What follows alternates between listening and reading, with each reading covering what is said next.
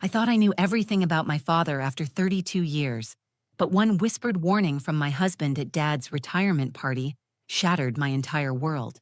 What Marcus revealed on that drive home made me question every memory, every birthday, every "I love you" my father ever said. My name is Emma Chen Morrison. I'm 32 years old, an elementary school teacher who thought she had the perfect family blueprint. My husband Marcus and I had been together for 5 years, married for 3 of them. He was the quiet, analytical type who balanced out my emotional, impulsive nature. My father, Walter Chen, was retiring as police chief after 35 years of what everyone called distinguished service.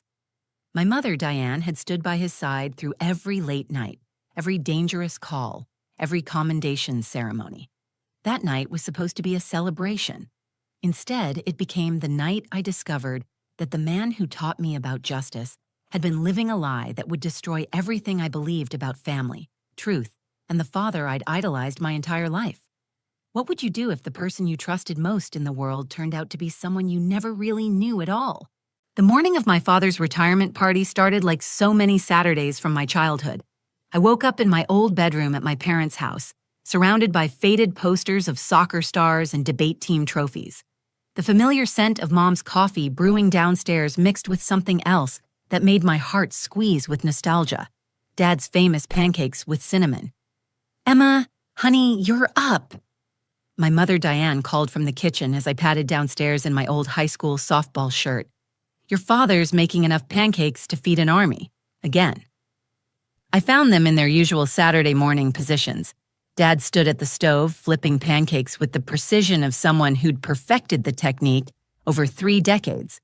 Mom sat at the kitchen island going over her checklist for the party, her reading glasses perched on her nose.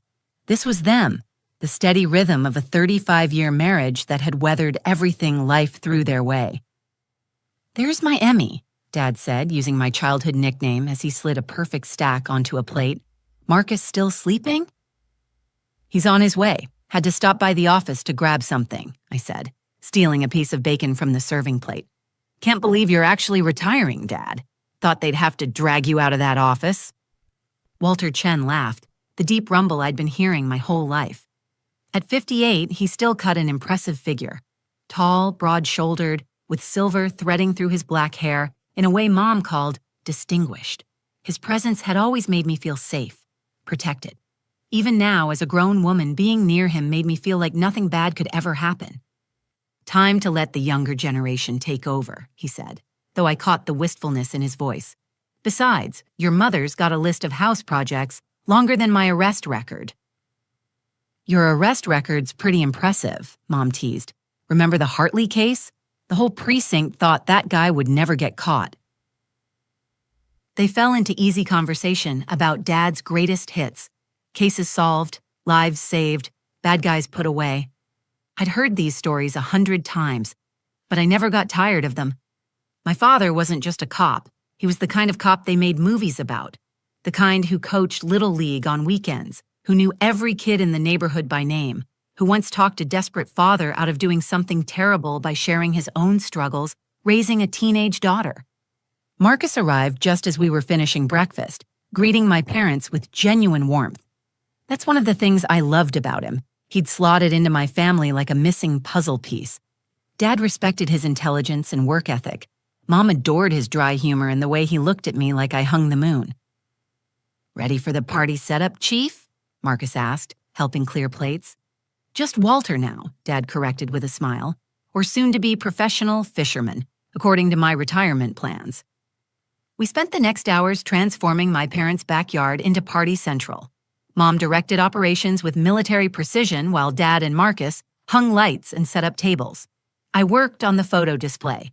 35 years of service captured in carefully selected images. Dad receiving his badge. Dad with his first patrol partner. Dad getting promoted to detective, then captain, then chief. Our family scattered throughout. Me at various ages. Mom aging gracefully beside him. Always his strongest supporter. "Look at this one," Mom said, holding up a photo of Dad teaching me to ride a bike. "You were so determined even after scraping both knees." "She gets that from you," Dad said, wrapping an arm around Mom's waist. "That Morrison stubbornness." Uncle Byron arrived first, bearing his famous potato salad and bear hugs for everyone. Dad's younger brother had followed him into law enforcement, but stayed at the patrol level, happy to work his beat until retirement.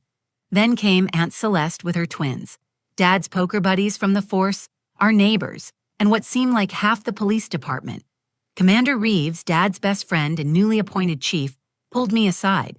"Your father's the best man I've ever worked with, Emma. This department won't be the same without him."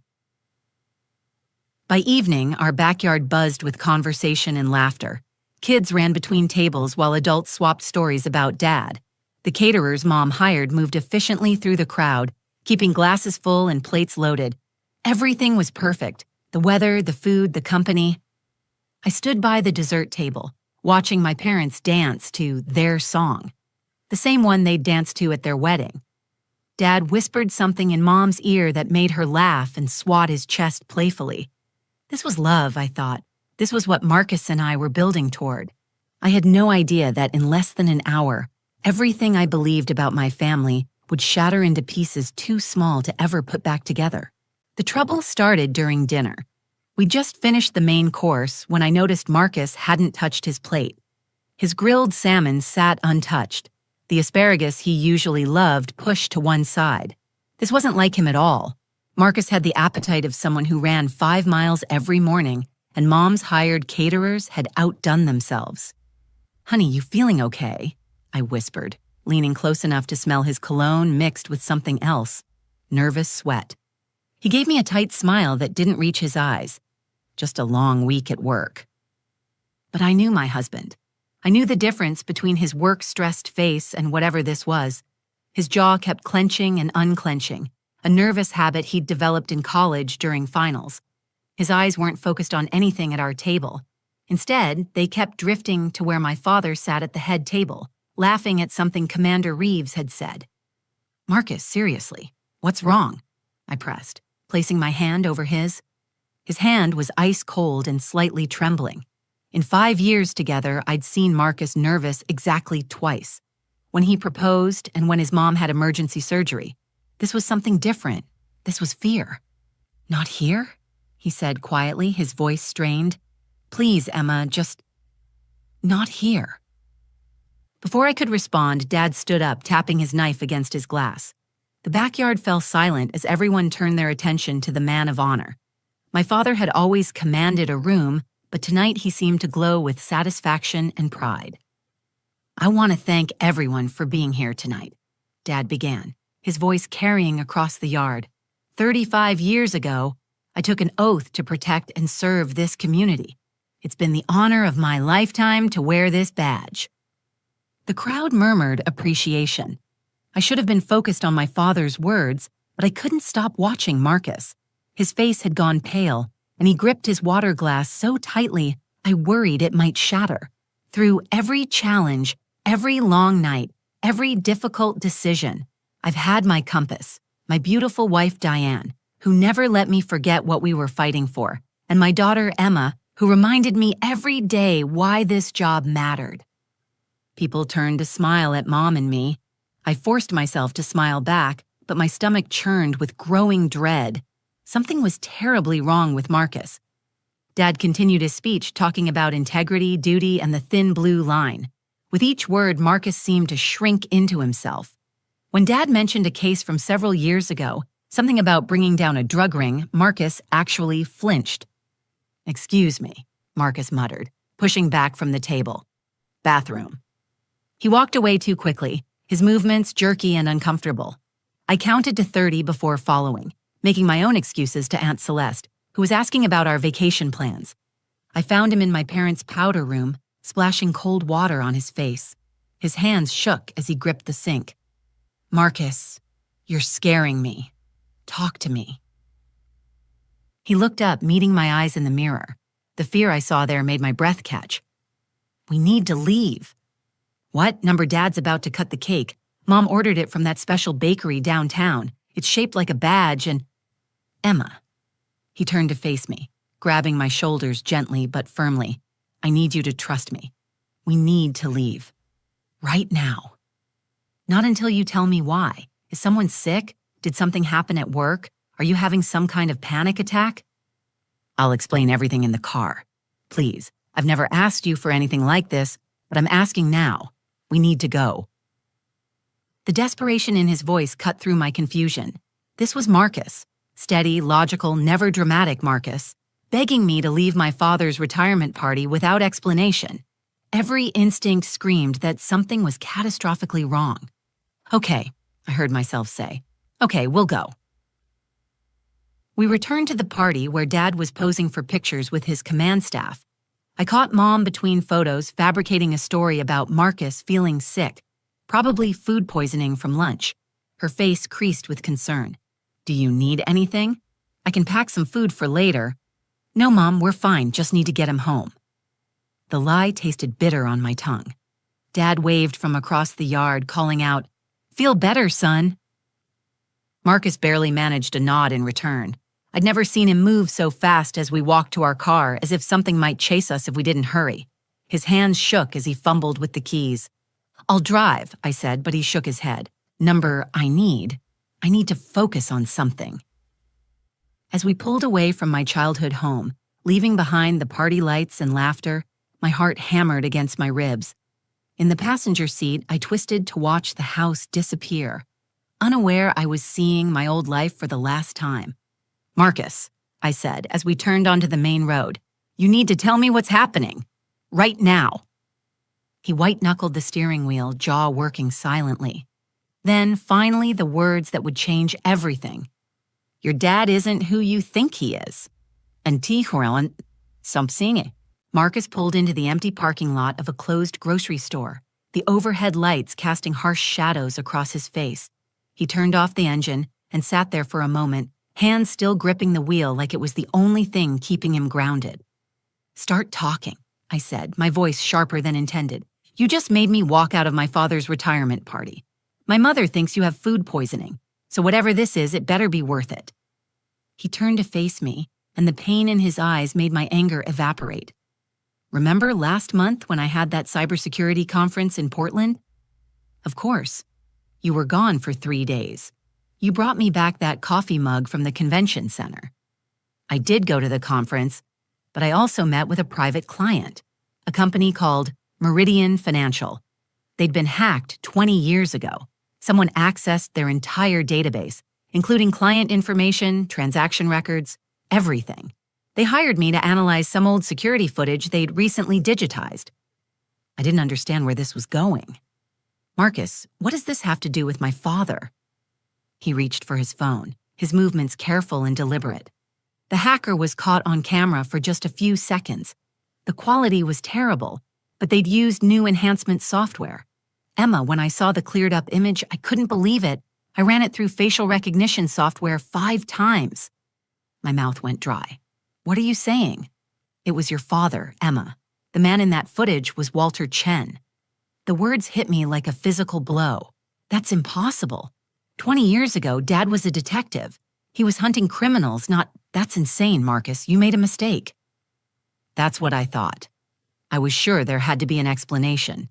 Maybe he was undercover. Maybe it was someone who looked like him. So I started digging. Marcus unlocked his phone, pulling up an encrypted folder. I didn't want to believe it, Emma. I spent weeks trying to prove myself wrong. This is crazy. My father is a decorated police chief. He's received commendations from the mayor, from the governor. Emma, please, just look.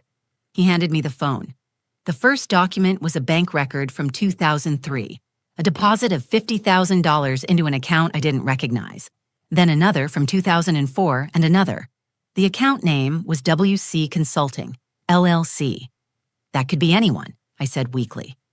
Marcus swiped to the next document. A police report from 2005 signed by Detective Walter Chen. It detailed the investigation of a city councilman accused of embezzlement. Case closed due to lack of evidence. The next image showed a deposit into WC Consulting 2 days later, $75,000. No, I whispered. No, this isn't real. There's more. Marcus's voice was gentle but relentless. Remember the Donovan case? The businessman who was accused of running an illegal gambling ring. I nodded numbly. Dad had been the lead investigator. The case had fallen apart when key evidence went missing. Dad had been furious, ranting for weeks about incompetent evidence handlers. Marcus showed me another document, a shipping receipt for a storage unit rented under a false name, the same storage unit where the missing evidence was eventually found, after the statute of limitations had expired. The handwriting on the rental agreement matched my father's. He wasn't just taking bribes, Emma. He was actively sabotaging cases, destroying evidence, intimidating witnesses. Marcus pulled up an audio file. This is from a wiretap the FBI had on Anthony Volkov in 2008. They were building a RICO case. A gravelly voice filled the car. Don't worry about the cop situation. Chen's handling it. Cost us $100,000, but he'll make sure the witness develops amnesia. Then another voice, younger, skeptical. You trust this guy? Been working with him for 5 years. He's smart about it. Never greedy, never sloppy. Plus, he's got that whole community hero thing going. Nobody suspects Captain America. I shoved the phone away, bile rising in my throat. Stop, just stop. There's one more thing you need to know. Marcus's voice cracked. It's about your cousin Bella. My head snapped up. Bella had disappeared 15 years ago, just after her 18th birthday. She'd been living with us while attending community college. One day she was there, the next she was gone. Dad had led the investigation himself, working 18-hour days, following every lead. He'd been devastated when the trail went cold. Marcus, if you're about to tell me my father hurt Bella— He didn't hurt her, but he knew where she was. Emma, she saw something she wasn't supposed to see. Your father gave her a choice, disappear or put the whole family at risk. The world tilted. I gripped the door handle, fighting nausea. You're lying. She's alive, Emma, living in Seattle under the name Rebecca Torres. I've been in contact with her for 2 weeks. She wants to see you, but she's terrified. She has recordings, documents. Your father's retirement isn't voluntary. Internal Affairs is closing in. He's trying to get out before it all comes crashing down. I stared at my husband, searching his face for any sign this was some cruel joke. But Marcus didn't lie.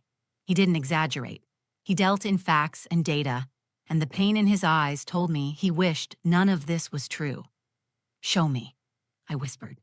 Show me everything. Marcus pulled out a tablet from his laptop bag, his fingers moving across the screen with practiced precision. I encrypted everything, multiple backups. Emma, what you're about to see— Just show me, I said, my voice hollow. The first video file was grainy security footage from a parking garage. The timestamp read October 15th, 2009, 2:47 a.m.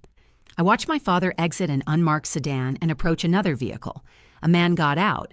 I recognized him as Vincent Carlisle, a developer who'd been investigated for bribing city officials. The investigation had mysteriously stalled after key witnesses recanted their testimony. They talked for less than 2 minutes. Carlisle handed my father a thick envelope. Dad looked inside, nodded, and walked back to his car. The casualness of it made my stomach turn, like he was picking up dry cleaning, not selling his soul. Keep going, I said when Marcus paused. The next file was an audio recording, a young woman's voice, scared but determined. My name is Isabella Rosa Martinez. I'm making this recording on June 3rd, 2010, in case something happens to me. Bella, my sweet, funny cousin who taught me to braid friendship bracelets and snuck me candy when Mom said no more sugar. Her voice continued. 2 nights ago, I came home early from my shift at the restaurant. Uncle Walter was in his home office with 2 men I didn't recognize. The door was cracked open. I heard them discussing a shipment coming through the port, cocaine. Uncle Walter was explaining how he'd make sure patrol routes avoided certain warehouses on delivery nights. My hands shook as Bella's voice filled the car. When I tried to back away, I knocked over a vase. Uncle Walter found me in the hallway. The look on his face— I'd never seen him like that, cold, calculating. He told me I had 2 choices: leave tonight and never contact the family again, or risk everyone I loved getting hurt by the people he worked with. He said he was protecting us all, that these men wouldn't hesitate to kill Aunt Diane or Emma if I became a problem. The recording continued. Bella described how my father had given her $10,000 in cash, a fake ID, and a bus ticket to Seattle. How he'd made her rehearse her cover story, a fight with her parents, running off with some guy. How he'd hugged her goodbye and whispered, "I'm sorry, Mija. This is the only way." Marcus showed me photos next, recent ones of Bella, now Rebecca, outside a coffee shop in Seattle. She looked older, tired, but unmistakably my cousin. The same heart-shaped face, the same nervous habit of tucking her hair behind her ear. She manages a bookstore now, Marcus said quietly. Has a partner, 2 cats. She's built a life, but she's never stopped looking over her shoulder. How long have you known? My voice sounded distant, like someone else was speaking. I confirmed it was your father in the Meridian footage 6 weeks ago. I've been investigating ever since. Emma, I wanted to be wrong. I kept hoping I'd find something that explained it all away. He pulled up financial records spanning 2 decades. Deposits ranging from $25,000 to $200,000, all traced back to criminal organizations my father was supposedly investigating. The private school tuition that my parents said came from Mom's inheritance, paid for with blood money. Our family vacations, the house renovations, my college fund, all of it tainted. The worst part, Marcus continued, showing me a FBI memo from 2019, is that your father wasn't just taking bribes. He was strategically protecting a network of criminals. Drug traffickers, human smugglers, arms dealers. He made sure their cases fell apart while maintaining his reputation as a tough-on-crime cop. The criminals he did arrest? Mostly their competition. I thought about all the nights Dad came home late, exhausted from fighting the good fight. The pride in Mom's voice when she talked about his dedication, the commendations on his office wall, all of it built on lies and suffering. Internal Affairs has been building a case for 2 years, Marcus said. A detective named Patricia Wong went to the FBI when her investigation kept hitting walls. Your father has allies everywhere, but she's been working with federal agents. They're days away from arresting him. I grabbed the tablet, scrolling through document after document. Witness statements from cops who'd noticed discrepancies but were too scared to speak up. Photos of my father meeting with known criminals. Bank records showing millions flowing through shell companies. The evidence was overwhelming, undeniable. There's something else, Marcus said. Your mom. I don't think she knows. At least not the full extent. I've gone through everything and there's no indication she was involved. A sob escaped my throat. My mother, who ironed Dad's uniforms with such pride, who kept a scrapbook of every newspaper article mentioning his cases. She dedicated her life to a man who'd betrayed everything they supposedly stood for. Why didn't you tell me sooner? I asked, tears streaming down my face. I was trying to figure out how to protect you, how to get you away from him before the arrests happened. But tonight, watching him play the loving father and grandfather, accepting everyone's praise, I couldn't let you stay there. I couldn't let him keep pretending. Marcus reached for my hand. Emma, I'm so sorry. I know this is destroying everything you believed, but you deserved the truth. I looked at the photo of Bella on the screen, then back at my husband. The weight of 20 years of deception crushed down on me, but through the pain, one thought emerged clear and sharp. The truth, however agonizing, was better than a beautiful lie. 3 weeks after the retirement party, I sat across from my cousin Bella in a quiet Seattle coffee shop. She looked smaller than I remembered, worn down by years of hiding, but her eyes still held that spark of warmth I'd loved as a kid. When she reached across the table to take my hand, we both started crying. I wanted to contact you so many times, she whispered, every birthday, every Christmas, but I was terrified of what he might do. We talked for hours. She told me about the night she disappeared, how my father had been almost gentle as he destroyed her life, how he'd assured her this was the only way to keep everyone safe, how she'd spent years in therapy trying to reconcile the uncle who taught her to ride a bike with the man who exiled her from her family. The strangest part, Bella said, stirring her coffee absently, is that I think he genuinely believed he was protecting us. Like he'd convinced himself that working with criminals was somehow noble if it kept his family comfortable and safe. 2 days later, the FBI arrested my father at our family home. I wasn't there, but Mom called me, hysterical. The agents had been respectful but thorough, she said. They'd taken boxes of evidence from Dad's office. They'd found hidden safes she never knew existed, filled with cash and encrypted drives. I moved back home temporarily to help Mom navigate the chaos. We sat at the kitchen table where we'd shared so many happy meals, sorting through lawyers and bills and the wreckage of a life built on lies. "I keep thinking I should have known," Mom said one evening, staring at their wedding photo. 35 years, Emma. How did I not see it?" "He was good at compartmentalizing," I said, repeating what the FBI agent had told us. "He kept his two lives completely separate. You saw what he wanted you to see. But the money? I should have questioned where it came from." "Mom, he told you it was overtime and special assignments. Why would you doubt him? He was your husband. Trust isn't a character flaw." The trial lasted 6 months. I attended every day, sitting in the back row watching the man who raised me face the consequences of his choices. The prosecution laid out 20 years of corruption in methodical detail. Former colleagues testified about suspicious patterns they'd noticed. Criminals cut deals to describe how Walter Chen had facilitated their operations. The worst day was when they played recordings of Dad discussing the disposal of evidence in a murder case. The victim's family sat in the front row learning for the first time why their daughter's killer had walked free. Their anguished faces would haunt me forever. Dad took the stand on the last day. He wore the same suit he'd worn to my college graduation, and for a moment, I saw the father I'd idolized. Then he opened his mouth and destroyed that image forever. He didn't deny the charges. Instead, he tried to justify them. He talked about underfunded police departments, about choosing the lesser evil, about providing for his family in a dangerous profession. He painted himself as a pragmatist in an imperfect system. When the prosecutor asked about Bella, he actually said he'd done her a favor by getting her away from negative influences. The jury deliberated for less than 3 hours, guilty on all counts, 25 to life with no possibility of parole for 15 years. As they led him away, he looked back at Mom and me.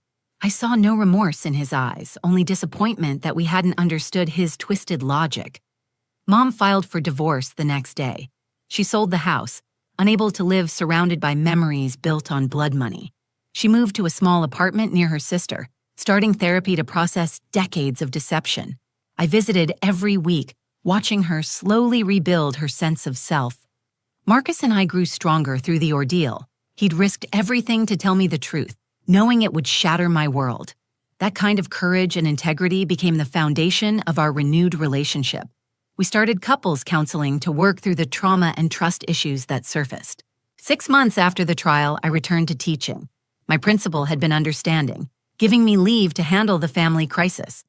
Standing in front of my third graders, I thought about the lessons I taught them: honesty, kindness, standing up for what's right.